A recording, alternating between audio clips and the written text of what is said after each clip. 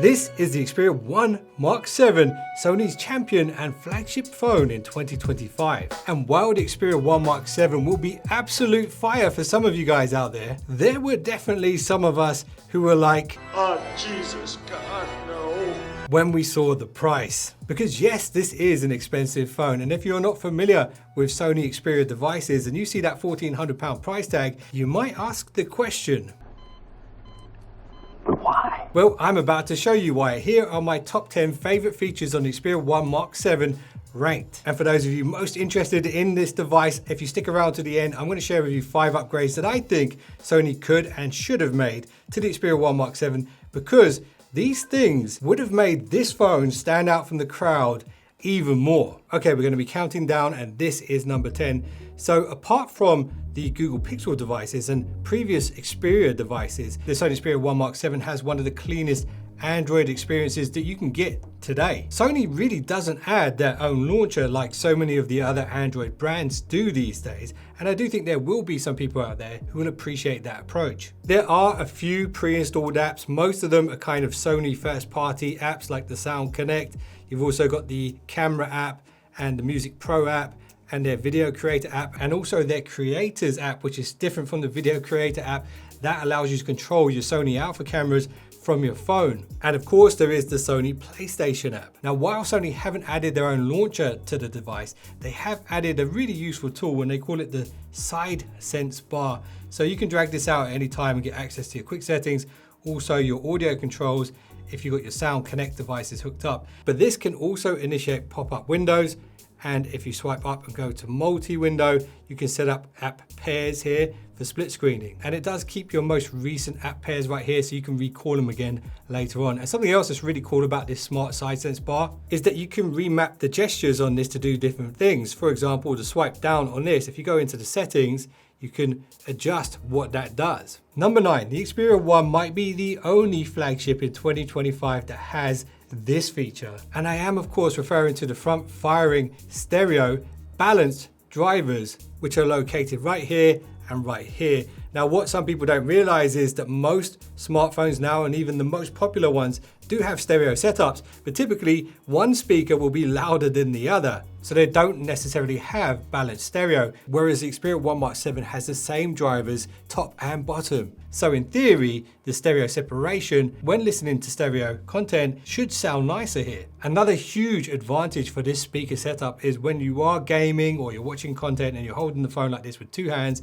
the chances of blocking the speaker grills is much less likely to happen on the Xperia 1 Mark VII. All right, this is something that's pretty rare these days. The Xperia 1 Mark VII in 2025 might be one of the only flagships with an uninterrupted display. The obvious trade-off for this are the thicker bezels top and bottom, but do keep in mind, these are the areas that house those speakers we just spoke about. And let's be honest, most people now are used to punch holes and even giant cutouts in their displays like on the iPhone. That's why the Xperia 1 Mark VII's display might be a welcome change that many people don't realize they would want. How do you feel about camera cutouts? Do they bother you? Let me know in the comments. Number 7, the display does have another big advantage, and it's something that movie lovers and content creators will really appreciate. When you jump into the display settings on this device and you go to image quality, the phone will be set to regular recommended, and this has been calibrated by Bravia, which is pretty cool. But check this out, if you go to custom, you can switch on the creator mode, which is a color profile that's been professionally dialed in by the Bravia team. In the past, Sony did get some input from the Sony TriMaster team who make the cinema grade Sony field monitors, and I'm sure all of that input has been carried across here to the Mark VII, making it maybe one of the most accurate displays on a smartphone, which means the colors of movie content and premium streaming content will be faithfully reproduced here. And if you are a content creator and you hook this up to a Sony Alpha camera, in that scenario, the Xperia 1 Mark VII's uninterrupted display can act as a very accurate field monitor, but unlike a regular field monitor, it actually gives you the ability to live stream via the device from your full frame mirrorless Sony Alpha camera. And that is kind of a big deal if you're into streaming and content creation. Number 6, so this is another hardware choice that only Sony seems to be running with these days. If you love movies and you consume a lot of content on your phone, or if you're a content creator or all of the above, or you just love music, well, you're going to love this. The reality is Bluetooth codecs are very good, and this has some of the best ones out there. But with that said, when it comes to audio stability and the highest audio quality, the audio jack is still king, and the Xperia 1 Mark 7 has one. And they're also using Sony Walkman tech behind the scenes here, including gold solder. I love gold! So this is amazing for audiophiles, but also this is amazing for content creators, because this port right here can also be used as a mic in. So if you do have a shotgun mic and you want to level up your audio when filming on the 1 Mark 7 or live streaming, well, you can do that with this phone. And this brings me really nicely onto number 5. It is Sony's cameras. All of the cameras on this device are capable of shooting 4K 120 frames per second. And this year's camera upgrades consist of the new 50 megapixel ultra wide sensor and the upgraded digital signal processing thanks to the newer Snapdragon chip. And just like the Mark 6, it's still got the 1/1.35 inch Exmor T sensor for the primary and a 1/3.5 inch Exmor RS 12 megapixel sensor for the telephoto. And that telephoto camera is unique because it has that continuous 85mm to 170mm range, where there's literally a piece of glass that slides back and forth within the phone. And to get the best from these Sony sensors, Sony throws in their exclusive Photo Pro and Video Pro modes, all within the one app this time. And for anyone who does shoot on Sony cameras, they will be familiar with the settings because it's designed to pretty much look exactly the same. And for anyone who isn't, I think you're going to appreciate this next one. Sony has some brand new creator tools in their camera app now that's designed to make your life a lot easier when shooting videos with the Xperia phone, particularly for social media. They call it the AI camera work feature, and it helps keep your subject in frame while shooting by shooting wider and then cropping into the subject's position. And it even gives you prompts so you can keep the subject in frame even if they're moving around really quickly. And there's also another really useful content creator tool here within the camera app. So if you jump into this and go to more, here you will see the auto framing feature. So this is a feature that allows you to film a punched in cropped shot and also a wide angle at the same time. And when you finish recording, you will have 2 separate files which you can then edit together. So when it comes to content creation, it's almost like having 2 cameras instead of 1. Another really useful and quite unique feature on the Xperia 1 Mark 7 is Sony's 2-step camera shutter button. Yes, there are other phones out there now with camera buttons, but Sony are kind of the OGs when it comes to this. And the great thing about this button is whenever you want to take a photo without opening the phone, you can literally hold your finger down on that, opens the camera app, and you can snap away straight away. Most Android phones do have camera shortcuts where you can open the camera with the power button and things like that. But what takes this one to the next level is the half push to focus. It's just a bit of extra control that you get without having to touch the screen.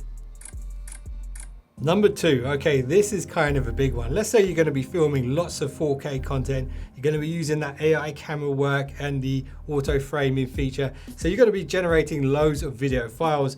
What might happen is you might run out of space. And that's why this unique design choice from Sony is such a big deal. It is, of course, the tool SIM tray, which allows for 2 terabyte expansion. And what this means for you if you are a content creator is that you can film all your content, take all your photos, and literally just pull the SD card out, throw it into your laptop, and start editing straight away. No transfers, no cables involved. The workflow is pretty much exactly how it would be with a proper camera. Just take the SD card out, plug it in, start editing. Okay, number 1, this one should not be underrated and underestimated. It is the power of the chipset inside. This phone has the most powerful Android chip in mid-2025. It is the Snapdragon 8 Elite, and many people underestimate the importance of this. This chip doesn't only have the most powerful CPU and GPU on an Android device, it also has a significantly improved NPU, which handles all of the AI tasks on the device. Also, this chip is responsible for connectivity, including the Wi-Fi and Bluetooth,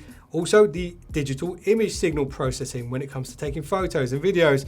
And maybe most importantly, it does all of this whilst being very power efficient. And when you combine this with Sony's very power efficient display and 5000 milliamp hour battery, what you get is incredible battery life and top tier flagship level performance. So its superpower is its battery efficiency and its ability to run even the most demanding games, full graphics, full frame rates. Okay, so those were my top 10 ranked. Let me know if you disagree with the order that I put those in, or if there's anything that I missed. Since you're still here, you probably want to know how I think this phone could be better. So here are 5 upgrades that I think Sony could and should have made. So the Sony Xperia 1 might be the only £1,400 flagship out there today with a full HD display. It is 120 Hz. It does have a new light sensor, and this means the display can now get brighter and adjust to brighter conditions more effectively. However, I do believe that when you're spending £1,400, most people would expect at least a 2K 120 Hz proper LTPO display. And what I mean by that is this phone can adjust between 30 Hz and then 120 in big chunks.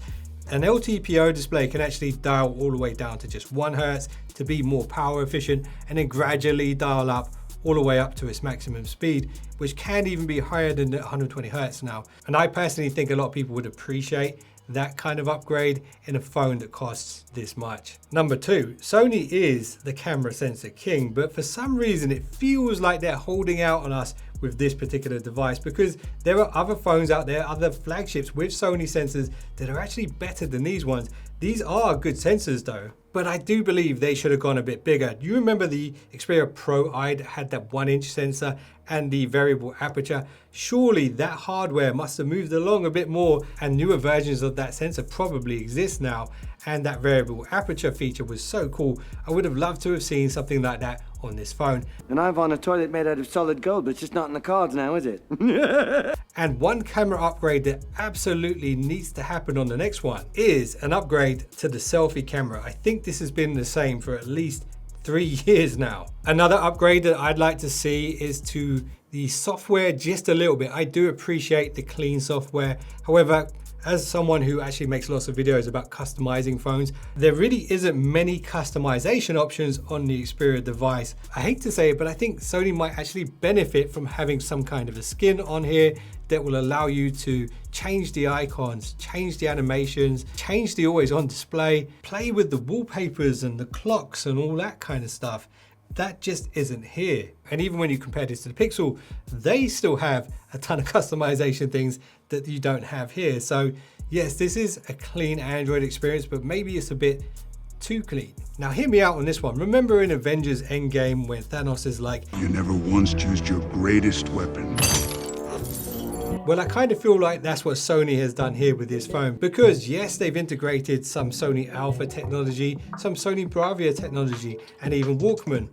But what about PlayStation? The PlayStation app is here, but that's available on all Androids, so it's not that exciting. But there is a Sony PlayStation feature that is up and running and available exclusively on the PlayStation portal, and I am of course referring to PlayStation Cloud Streaming. I feel like they could have added a really nice exclusive to this device that I think would have actually helped to sell more of these, as well as sell more subscriptions to the service and accessories to go with the phone. Almost like 3 birds with 1 stone. And this is the last upgrade that I think Sony should make. The fingerprint sensor is something that I have complained about in the past on previous models. It's okay, but it does miss whenever your fingers get a little bit dirty or a little bit damp, a little bit sweaty. It just doesn't work. And the fact that this doesn't have a face unlock means that you then have to key in your unlock numbers, which is very frustrating. I do feel like maybe it's time for Sony to put an under display sonic fingerprint scanner in here, or utilize the space at the top of the display for a 3D face unlock. Because what people probably don't want is to spend a fortune on the phone and then get frustrated every time they go to use it.